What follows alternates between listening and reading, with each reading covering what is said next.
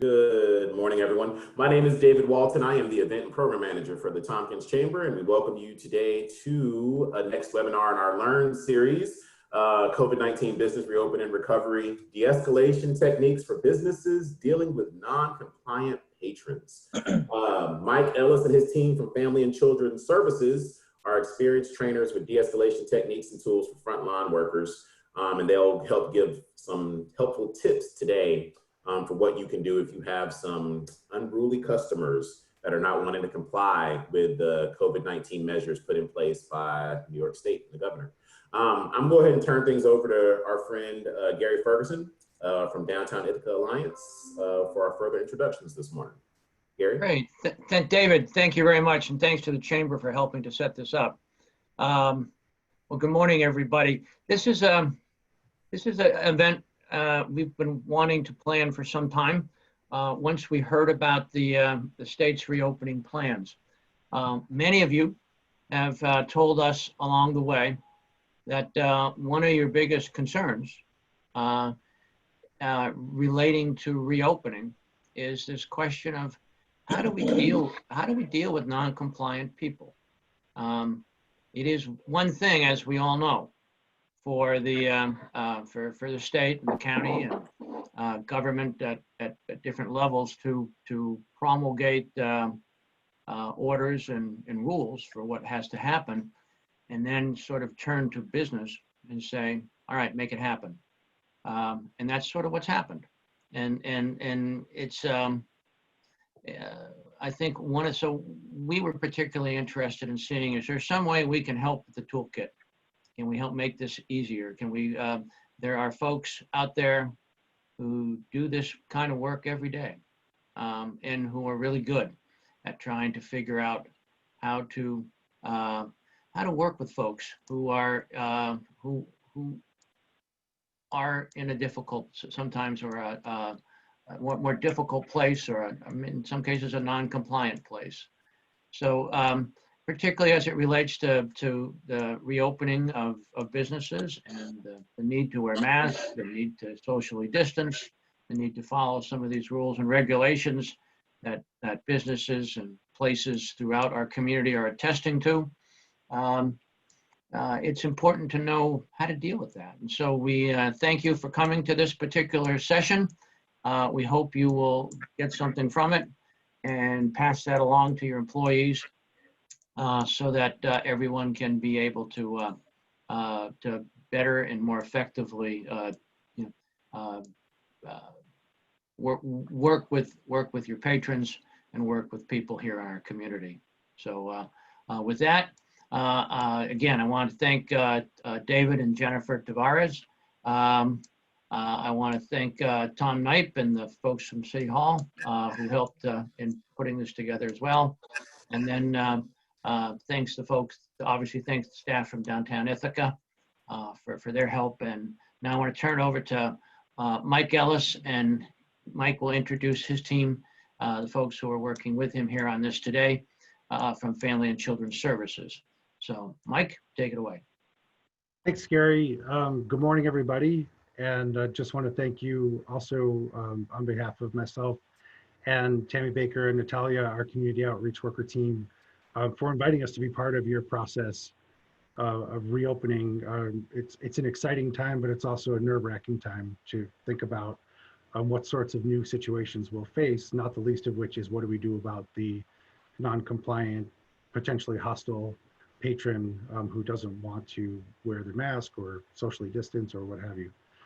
So our aim in the short time that we have today is to give you some information that is directly related to COVID challenges, but also some broader information about de-escalation strategies that the three of us have a lot of experience in both utilizing and training. So the first half will be us presenting our PowerPoint. We'll go through it rather quickly so that we'll have plenty of time to have questions.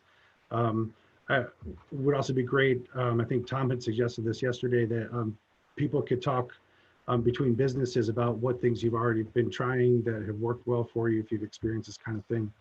So let me just take a moment and introduce the wonderful community outreach workers that we have in this program. It is my honor and it's an exciting privilege to supervise Tammy Baker and Natalia Kowilich, who I'll probably be referring to as Nat because that's how I usually talk with her. You know, the work that they do is extraordinary. It's dynamic, and not only does it help keep the downtown corridor friendly and welcoming, probably the biggest benefit is that they help people really get connected to the services that they need. And the people that they work with are generally people who are at risk of kind of falling off of everybody's radar and not getting the services that they need. So Tammy really is the innovator of this program. She's been with the program from the beginning, and I think we're just about to come up to our 5-year anniversary for the program. And Nat joined us last August, at the end of August. So she's been with us nearly a year, and they are really a dynamic duo. So we're gonna, each of us is gonna share different parts of this presentation, and in the second half with questions and comments, you'll be able to draw on the expertise and experience of all three of us. So I'm gonna go ahead and fire up the PowerPoint, and let's hope for the best.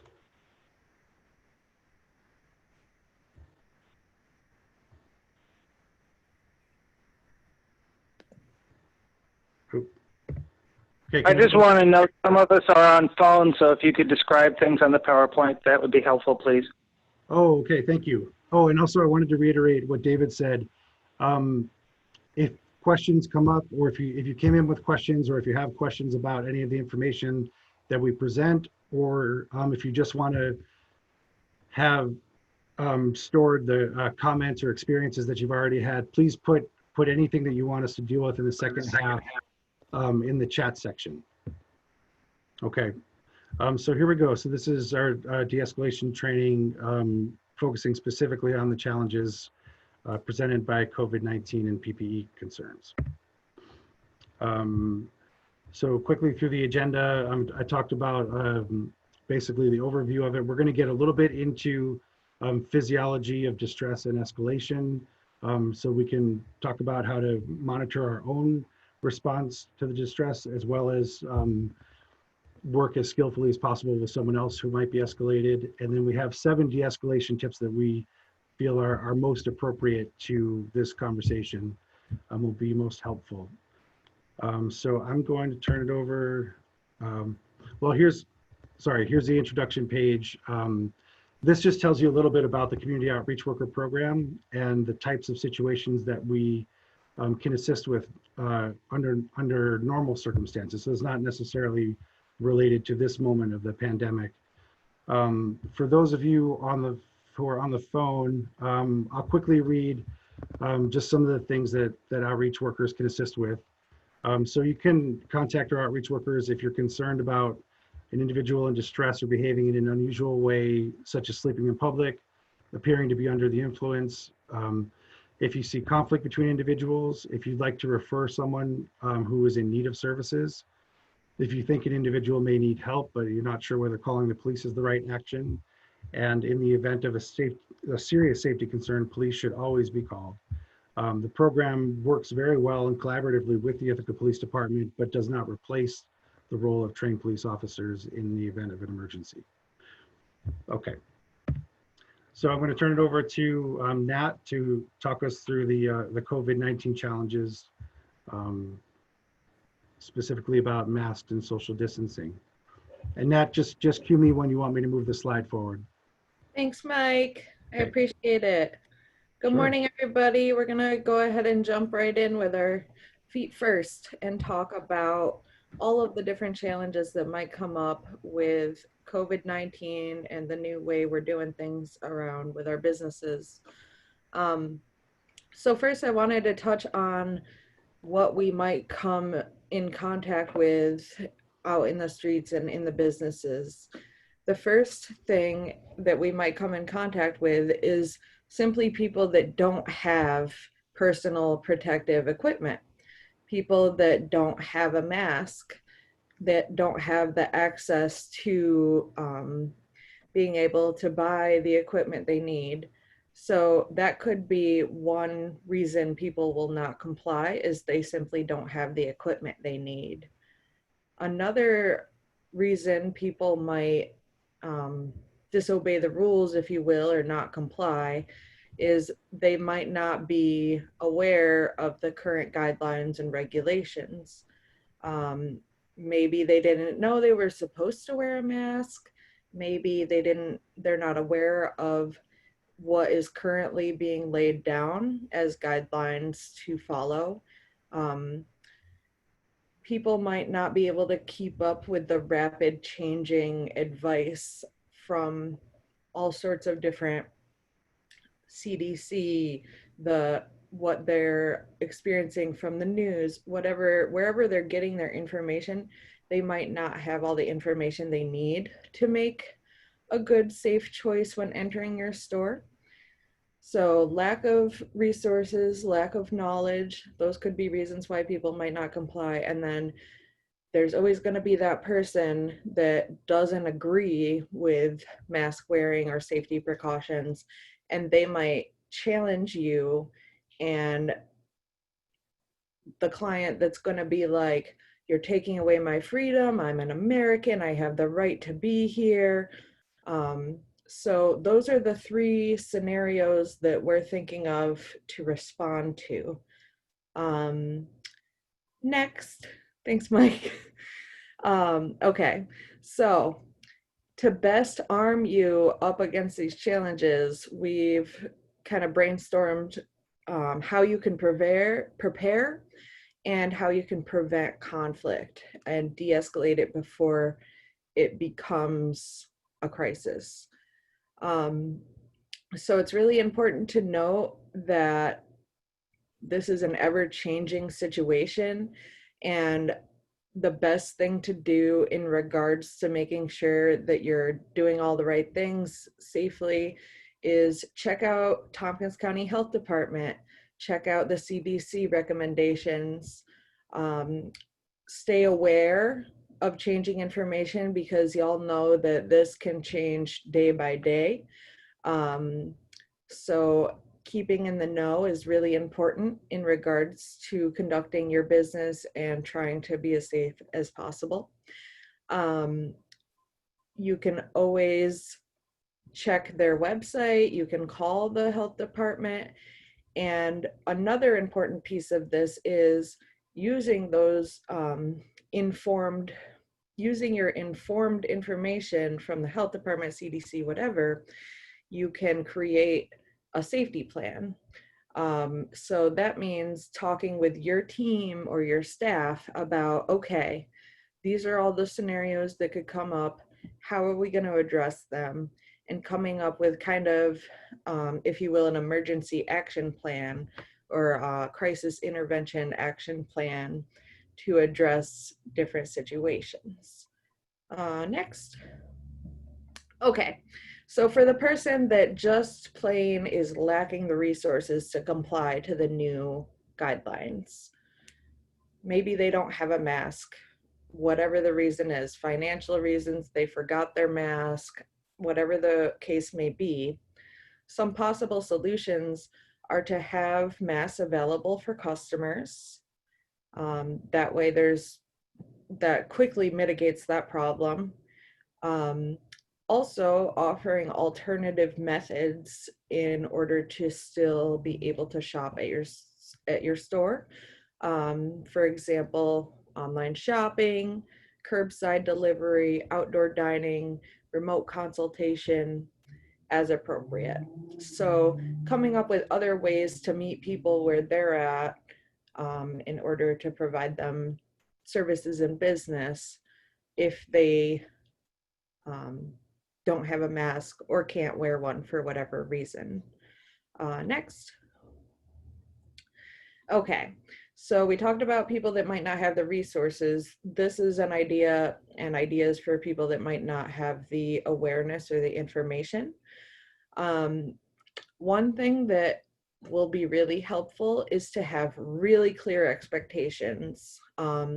And I can't emphasize enough how important it is to just be as blatantly plain and clear as possible.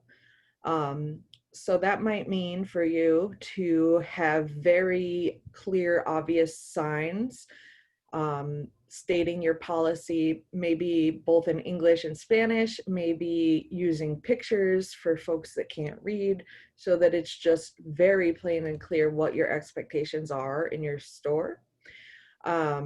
Stating your policy before they come in so that they're already aware of what you expect before they even cross your threshold. If someone enters your store and isn't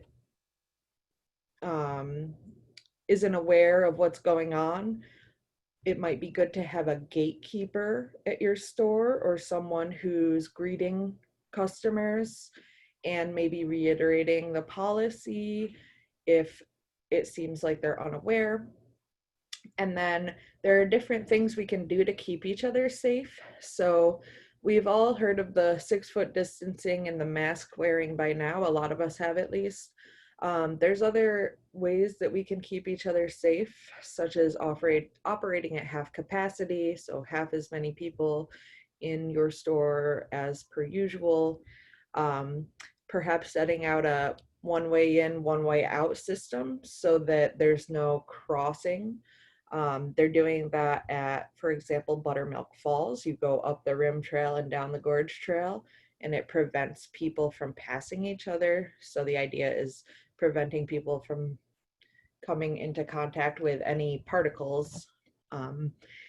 And also being very friendly and very blatantly clear about what you need in your store to operate safely. And I love this little picture on the side here, this little picture of this kid in Hawaiian swim trunks. Says no shirt, no shoes, no service. So mask wearing, right, is just another kind of expansion, if you will, of public health and safety regulations. We don't let people in our stores or businesses without shirts and shoes because it's a health and safety thing, right? We don't let people smoke inside of our stores or our businesses because it's a health and safety thing. The same is true with mask wearing, social distancing, and other measures that you might take in order to keep your clients and your customers safe. It's really no different. It's all about safety, health, wellness, and trying to do the best we can to take good care of each other. Next. Okay, so we're going to talk about that person that just flat out will not agree with whatever policies that you have.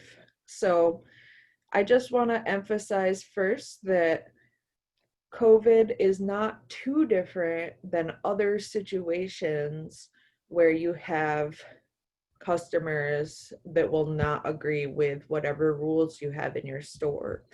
I know a lot of you work night hours. You might have people that try to light up a cigarette in your pizza shop. I've heard of that so many times. That's another example of a client who doesn't agree with the rules, and you have to do something to mitigate that. So this is not too different than that. And I just want to say that because a lot of you already have the skills that you need and the ability to mitigate conflict despite COVID being as specific as it is. So if you get a person who disagrees with your policy, some possible solutions are calmly state your understanding of their disagreement and empathy for how frustrating it is for them. So, man, I know the masks are weird, right? Like it's such a strange time, but this is what we have to do. For restaurants, consider allowing the person to place their order and pay for it in the store, then wait outside for someone to bring it to them. So this is an idea that you could adapt depending on what your business is. Maybe if you have a non-compliant person that doesn't agree with your policy, have them wait outside, meet them where they're at. And again, this all depends on how many staff you have on, what your capacity is, all of those factors. And then number 3, if they're not willing to abide by the policy or accept any other choices or compromises offered, assertly state that they will need to leave the store. So again, it's about safety. You totally have the right to ask them to leave if they're not conducting themselves in a safe manner, because really ultimately we're trying to look out for our own health and the health of everybody else who might come into the building. There's a nice graphic here on this slide for folks that have phones and can't see it. It's the word choice on a road sign and then 2 arrows pointing in 2 different directions. So it's helpful to map out, okay, here we are. These are the choices that you have in order to interact with us. And if none of those work for you, it's time to leave. Next. Give him my number. You can write down my visit him and I can get it. So remember, there are people who actually can't wear masks for health reasons, and these people are not trying to be frustrating and non-compliant. They might actually have a real reason why they can't wear a mask. So the CDC, for example, states that children under the age of 2 and people with certain health conditions should not wear face masks or shouldn't have to. And for example, somebody with severe asthma, somebody maybe with post-traumatic stress disorder that when wearing the mask makes them feel claustrophobic. There are several folks who might have a physical or whatever kind of disability that will make it near impossible to wear face masks. So, and this is all about the ADA, the American with Disabilities Act. We have to respect those people. And if you're confused about how to go about that, please feel free to reach out to the health department for recommendations about other things you can do about protecting public health and safety while working to accommodate people who can't wear masks for whatever health reason. Okay, next. All right, and then we'll hand it back over to Mike to talk about the physiology of distress and escalation. Okay, so we wanted to include this because it's really important. Who we bring to the interaction is critical in determining how well we're going to be able to address the person who is in our place of business, who is not ready to comply with the safety regulations. So just for a moment, I'm gonna just ask these questions to reflect on, really just a brief moment. But let's start with the self-assessment. So think about a time when you have been in distress. You've been frustrated about something, or you know, what have you, some sort of distress. How can you tell? How do you know in your body? How does your facial expression change, your posture, and or your speech? Most, if not all of those, will change for us depending on how distressed we're getting. But it's important to just be aware of that. So just for a moment, think about what are some of the key markers that you have for knowing when you yourself are starting to become in distress.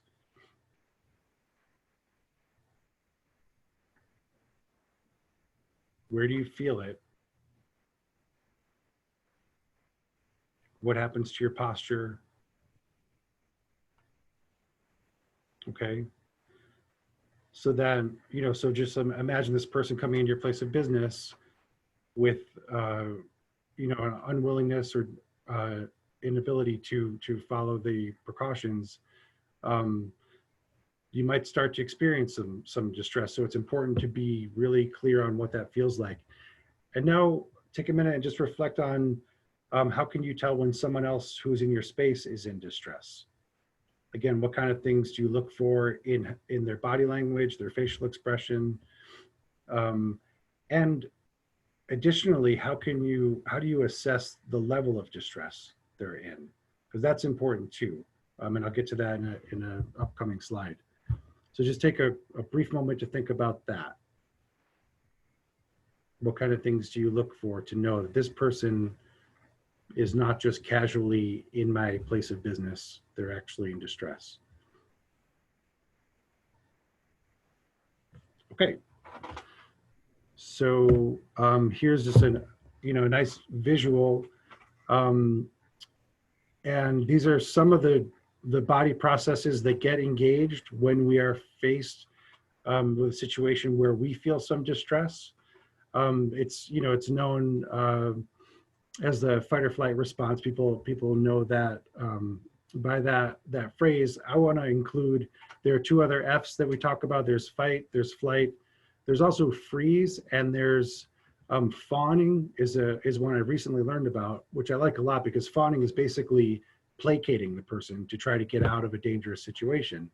And that is something that we might find ourselves tempted to do when someone is saying, no, I'm not going to put a mask on. You can't make me. There might be a desire to placate, which would undermine the consistency that we're trying to achieve around that. So it's important to be aware that too is a response to a perceived threat. So I'll just name a few of the different systems that get involved that you would most likely notice in yourself or other people. In our breathing, usually our breathing starts to quicken, and it's shallower breaths, so quicker, shallower breaths. The saliva flow decreases, so you might have like a dry mouth, sweating. So with skin, you may notice that you're starting to sweat. You might get hot on your cheeks and behind your ears. Heart beats faster, and muscles become more tense. So that's what those combination of things generally add up to us presenting with a posture that we might not even be aware of, but a posture that kind of confirms the other person's perception that you're a threat. Because if your fists are clenched and your muscles are tense and your eyes are wide open and and you're breathing quickly, if the other person is reading that, they're going to see that you're a threat. So it's important to be able to monitor that and do the things that you need to do to slow that process down. And I included this slide because it's a nice visual for what an escalation cycle typically looks like if it goes all the way to a point where somebody has an explosive behavior with it. So I'm going to see, can you see my cursor? Yes, good, okay. So where we hope to interact with people is somewhere between calm and trigger, and maybe moving up a little bit towards agitation, because in that zone, people are still fairly able to think flexibly and consider the information that you're sharing with them, consider different solutions. But if they're not able to de-escalate at that point, as they move up this steep incline up to a potential explosion, we humans become less and less able to hear different ideas, to think flexibly, because our vision is becoming more and more narrowed towards, I just need to survive this moment. So that's why the solutions get reduced down to, fight, flee, freeze, or fawn. And the situations that I think we're probably all most anxious about are the ones where that reaction is an explosion. It's an aggressive, hostile, threatening kind of reaction. So we want to try to catch people when they're here, which means that we're really paying attention to how the other person is presenting to us. So back to a couple of slides ago, that's the importance of how do you assess their level of distress. That's really important in terms of how you're going to try to interact with them. Because if you try to interact with somebody who's up here in a way where you're asking them to think rationally and think flexibly, that's probably just going to make them even more agitated, because they can't do that anymore at that point. They just want relief. Okay, so moving forward, we'll get into our de-escalation tips, and I think, am I giving it back to you, Nat? I think so. Okay. Okay, so talking about de-escalation. So we talked about different things that might come up. We talked about the physiology of crisis, being in crisis, responding to crisis. And now we're going to talk about some techniques you can implement to successfully bring things down to a more reasonable level. So this slide, for folks that can't see it because they're on the phone call, it says the 3 A's of de-escalation. The first A, assess.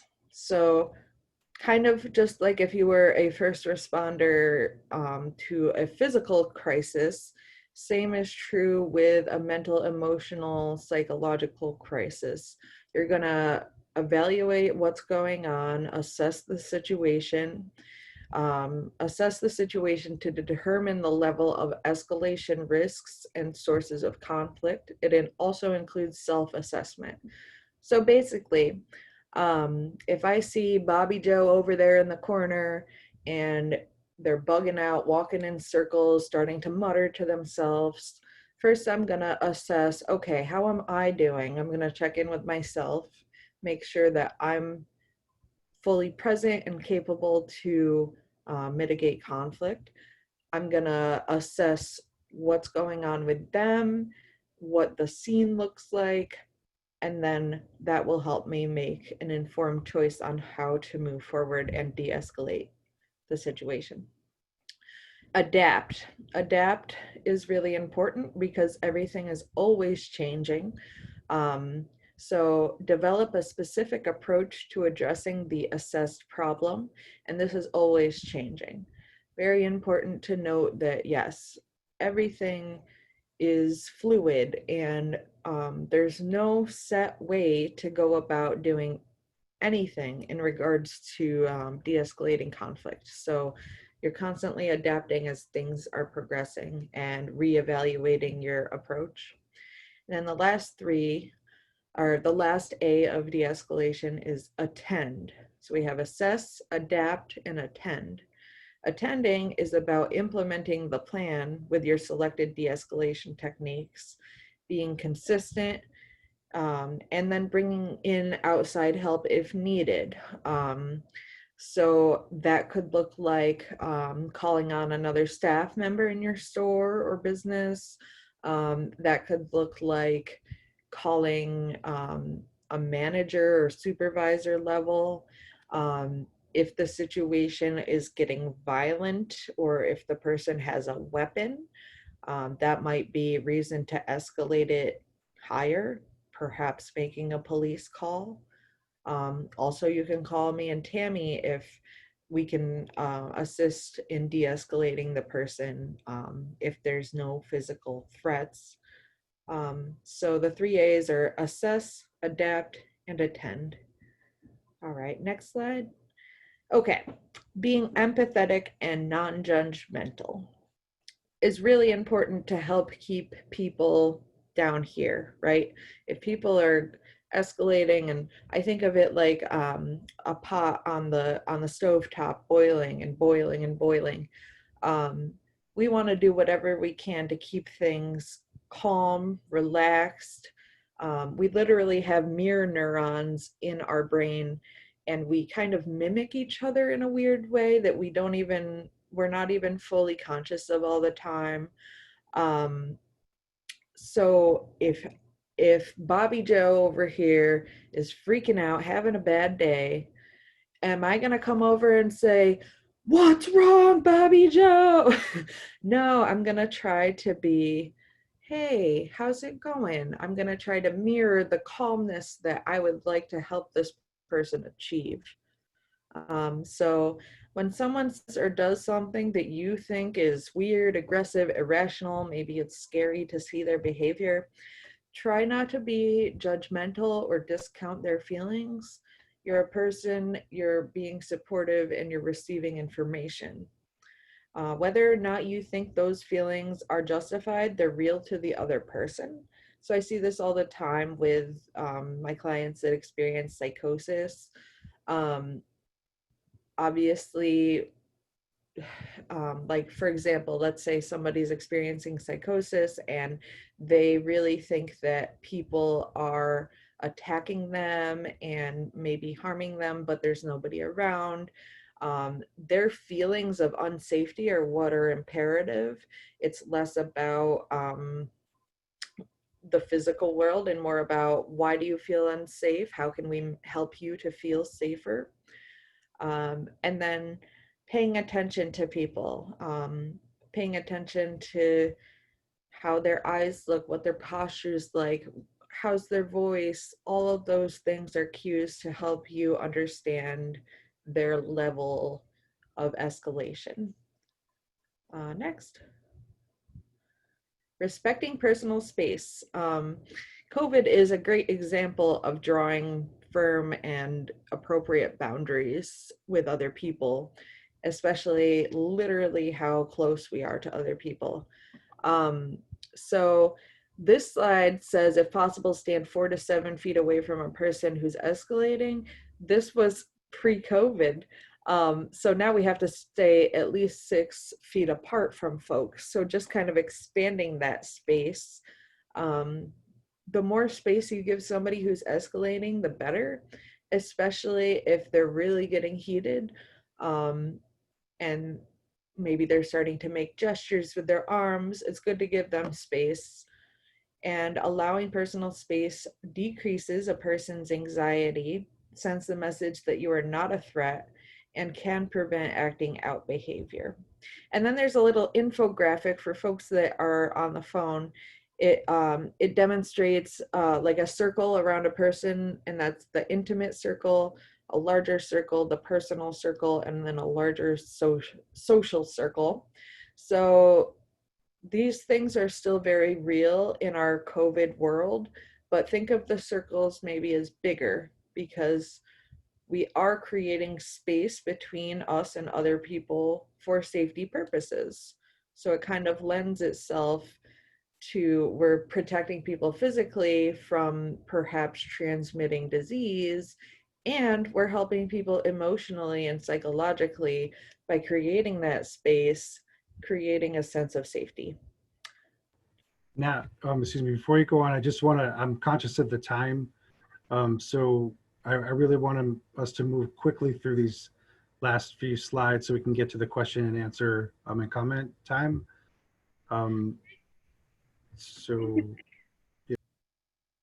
Okay, so to move a little quicker so that we don't run out of time here, using gestures, facial expressions, movement, and tone of voice to help kind of mitigate the situation and keep it calm. So be aware of what your face is doing, be aware of what your body is doing, and what kind of message it might put off. Next. Avoid overreacting. So your reaction to the situation is going to influence how the situation plays out. Try to remain calm, rational, and professional. We can't control other people, right? But we can control how we respond to other people. So being able to monitor yourself and how you respond to the situation can help keep it from escalating further. Next. Ignoring challenging questions. So sometimes people try to ask, questions that might antagonize you. If somebody's asking those kind of questions, try to redirect their attention to the issue at hand, and don't let people try to rile you up or to question your authority. You are the person in the store that has to keep the space how it is to be safe. So you have the right to keep the store safe and enforce the rules. Next, setting limits. If a person's behavior is belligerent, defensive, disruptive, be very clear, simple, and give them enforceable limits. Offer concise and respectful choices and consequences. So just very clearly, you have X, Y, and Z. These are your choices. If those aren't adaptable to you, it's time to go. Next, allowing time for decisions. It's always useful when a person is upset to give them a little bit more time to try to process things. When people are upset, they might not be able to have logical, rational conversations and arguments. So giving that space can help create that. Something that I like to do when I'm de-escalating people is mimicking really deep breaths. While we're talking, I'll just, and I know that they see that and they might think of that themselves. Next. So de-escalating is a fluid process. Like what we were saying before, the situation is constantly changing. We constantly have to reevaluate different factors and variables in each situation. So advice for you is to continue to reassess the situation in order to respond effectively. Whether you might improve the situation, you might make it worse. It's hard to know when somebody is in stress what is the best way. But what's important about that is to continue evaluating and try to have the right response after you continually assess and respond accordingly. Just real quick, if you say something and it doesn't, let's say it makes it worse, or escalates the person further, it's okay to be like, okay, I'm sorry I said that. Can we start again? Or let's rewind, let's reset. It's okay to admit you're wrong and to try to come up with better solutions. And this is all happening in real time as you're speaking to people. So being present and being able to feel that fluidity within the situation. And then lastly, here's a bunch of resources. There's Tammy and I, our numbers. You can feel free to call us Monday through Friday, 9 to 5. Sometimes we're doing educational presentations like we are today. We're not always available to jump right in, but we are mostly always available to respond to crises, situations, and yeah. And so we'll be sharing this with Gary and Jennifer, so they can distribute that out. So you'll have all of the different numbers. So I'm going to go ahead and put the screen back and look at the comments and questions that have come in. Okay. And during this time, let's open it up. If we're reading your question, please unmute yourself as while we talk about it. Okay.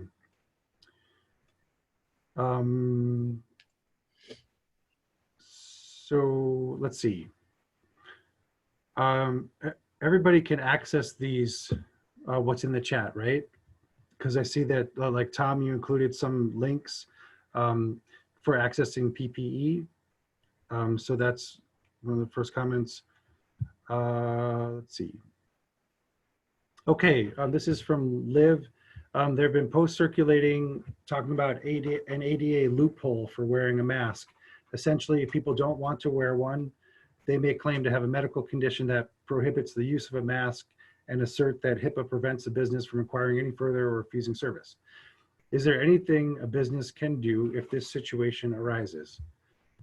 Before I take a crack at that, is there anybody who has expertise on ADA or HIPAA that can address it from that perspective?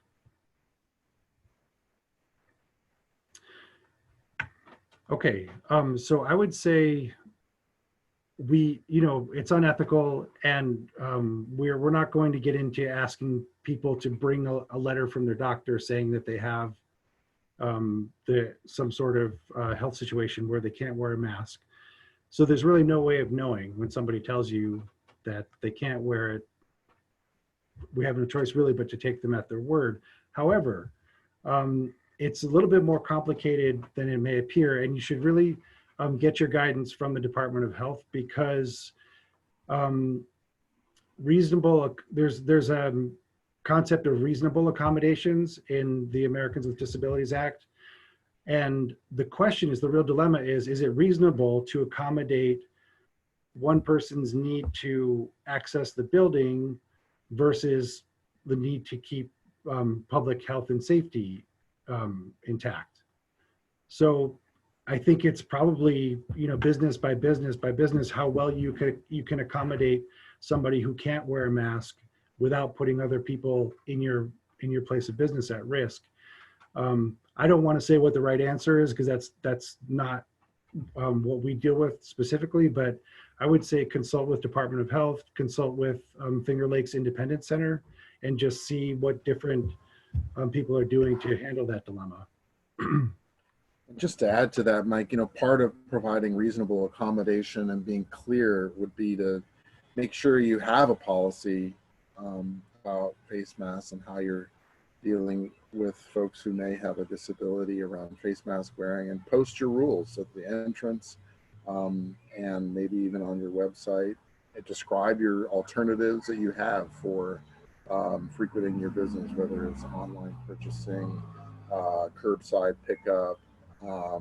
It seems like those kinds of proactive measures could, preempt someone coming back and saying that you're discriminatory because you really thought through your policy and you are providing those reasonable alternatives, accommodations. Great, thanks.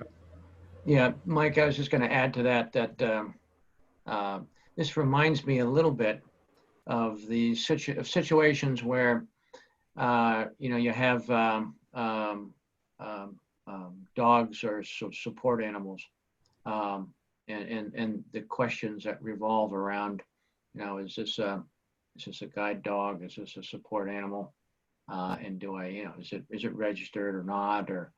And ultimately one gets in the situation where you have to make, where you either take people's word for it, or you have a policy that is clear and defined. And there may be situations where you're going, we don't want animals in our kitchen, period. And it doesn't matter if they're support animals or not. It's just, that's not consistent with public health. So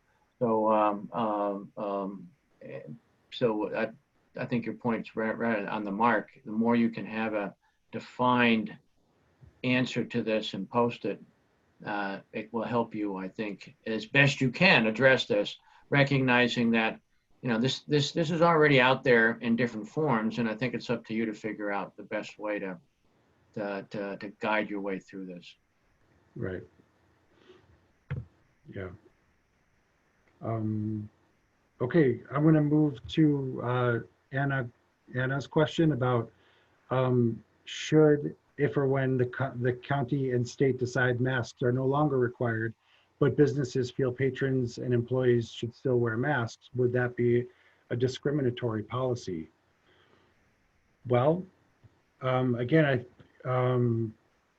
private businesses have the right to create rules around who can and who can't, make use of that business. So, and the right to refuse business anybody. So it's not necessarily discriminatory to continue to have a policy that says people need to continue to wear masks. I think that to avoid, I guess I'm stepping a little bit into legal waters, and that's not my profession, so I don't want to go too far into that. Common sense tells me that those policies should be grounded in some sort of rationale that you can explain to somebody. This is, yes, we know that this guideline has been lifted. We're keeping it because something that people can understand, that's based on something that's beyond the opinion of the the people in the business. And there again, would consult with the city, the DIA, and also Department of Health to make sure that you're not being discriminatory.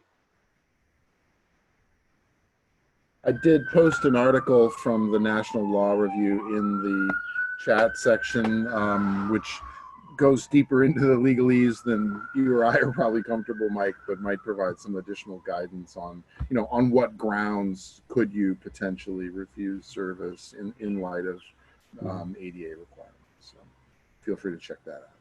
Yeah, there are instances, last year I went on a tour of a chocolate shop and its kitchen. We had to wear masks. So there are certainly situations where, that makes some sense. Consistency is going to be absolutely essential here. Yeah. It can't be, you get to wear a mask, you don't get to wear a mask, you wear a mask, I don't wear a mask. So I think one has to be, the question of consistency is absolutely essential in a case like this. And I would assume it's going to be essential in all of our cases as we're dealing with this issue going on. So one of the worst things that could possibly happen would be to deal with these policies that we're dealing with now, and have one of your employees or yourself not wearing a mask and requiring others to do so. So it's absolutely essential that there's be consistent action, whether it's in the future or whether it's as part of this. I see we have about 5 minutes before 10. Is 10 o'clock a hard stop for us? Ish? Yeah, 10-ish. People can, of course, peel off if they need to, but we do have this allotted for an hour, so just out of respect for people's time. It may be good to power through. I think there was one It's a very quick question here for Tammy and Nat. If folks call you, how long will it take you to arrive? So it depends, right? If I'm doing a presentation on Zoom with you all, I'm not going to be able to jump right on my bike and go respond. But most of the time, I'm located like in the Commons-ish area around. So 5 or 10 minutes most of the time, I can get on my bike and go. Speaking of calling you, are you providing your phone number to? Yep, it was in, Tammy and I had our phone numbers in that last slide that I think that Gary is going to send out to folks. Great. I'm wondering if, hi, it's Tammy. Sorry, I got a call and Nat could finish the Zoom meeting while I dealt with something on the Commons. I'm wondering if DIA with the city and the health department post sandwich boards on all entrances to the Commons. One of them saying, please maintain 6 feet of distance between you and others in this public space. And the other side could say something about wearing a mask. I wonder if that would be a helpful reminder so businesses could also just point to that. So it's not just them saying it, even though it's not, hopefully they'd have a sign on their business, but I wonder if that could be helpful. Yeah, those are things that we will be doing. And, and obviously that's something that needs to happen, not just on the Commons, but throughout the community. Yes. I think handling it in a lot of ways, much like the smoking regulations, when those all came out and we were suddenly unable, or those that smoked were unable to smoke indoors. I just remember when you traveled state to state, things were handled differently. Mm-hmm. That is also potentially the case county to county, region to region. So I think, if we take some of the cues from the PR, if you want to call it that, or signage that we used back when that shift happened, I think, reminding people 100 feet from the building, not just not in the building kinds of scenarios. So 6 feet of physical distance would help people kind of conceptualize 6 feet or whatever it might be that we're talking about. And I just want to kind of reiterate that, Laura, you are reminding me a lot about how when these new smoking protocols came into place, how people, if you were a smoker, were like very resistant to that. And it was like, wait, how do you not understand this? You can't smoke inside because it's a risk to others' health. And so it is just taking that time to break it down and make people kind of understand in this moment that while no one is infringing upon your individual rights, this is about the concern of the general public. And it, as difficult as it may be, maybe even reminding people of that in that moment of it's kind of like the same rules around smoking. We don't allow smoking in this establishment for the safety of all patrons that are here. And this is what we're hoping that you'll comply with in this same regard. So it's good that you brought that analogy up. That's really good. Yeah. One of the things we could also offer that's sort of related to this is, I know at the DIA and working with both the chamber and the city, have put together what we call the Ithaca Promise. And you'll see signs of that throughout downtown. We do have quarter cards that we've passed out to our downtown businesses, but we can make posters and things available online for others as well. And that Ithaca Promise is designed for something that goes on your windows, whether you are an office, whether you are a walk-in store or a restaurant, that basically says, here's what we're doing for you, and here's what we'd like you to do for us. And it's essentially sort of a very informal contract that again helps people better understand where you are and what your expectations are. So if folks have interest in that, email us and we'll be happy to get you posters that you could print out to help with that. I see Allison just posted the link in the chat bar as well there, ithacapromise.com. We're at 10 o'clock. I wondered, is there time for maybe one person to share something that you've done so far where you've encountered a situation like this and something that you've done that you thought was successful?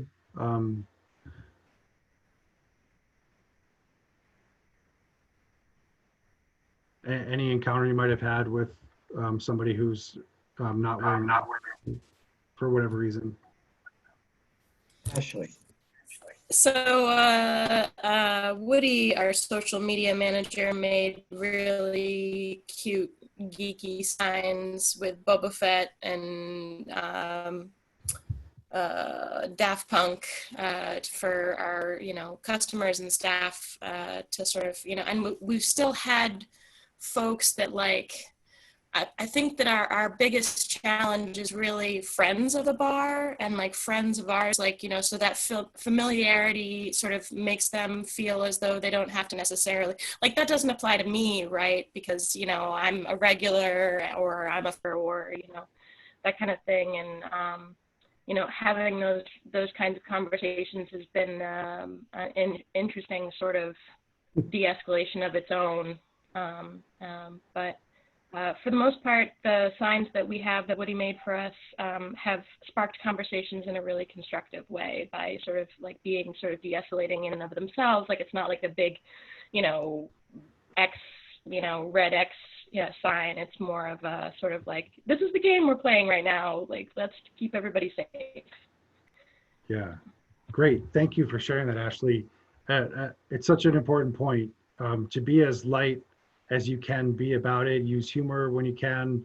Unfortunately, obviously, this situation has become highly politicized, therefore highly charged with people. So there will be some people who are upset about it for that reason and may want to talk about it. But I think that's probably going to be in the lowest percentage. But it really is not different than no smoking, no shirt, no shoes, no service. It's just one more thing that hopefully is going to be fairly temporary, but it's one more thing that we're doing to keep patrons safe.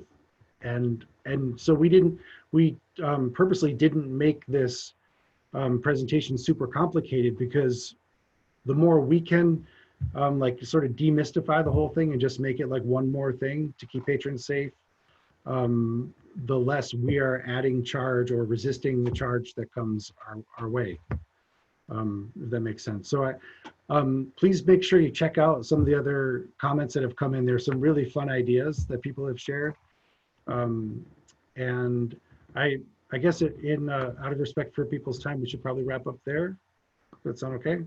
Yeah, that's a good place to wrap, Mike. Okay, and please contact us if you want any more consultation or assistance with these issues as situations unfold. Thank you so much for having us be part of your community today. Yeah, thank you guys. Thank you to Mike for being here, Gary and his team, Mike and his team, Natalia, it was great to meet you. Tammy, great to meet you as well. Again, thank you guys for posting the information. Thank you to our Learn series sponsor, Tompkins Trust Company, for making this and all of our other webinars happening. If you guys want, today the Chamber has a networking at noon event that's happening at 12 today, focused on marketing and media getting some insights from that industry sector during this time of COVID-19 as well, or at least COVID-19 reopen and recovery for our area. So with that said, thank you guys. Have a great day. Everyone be safe, and we'll all be in touch soon. Bye, everyone. Bye. Be safe.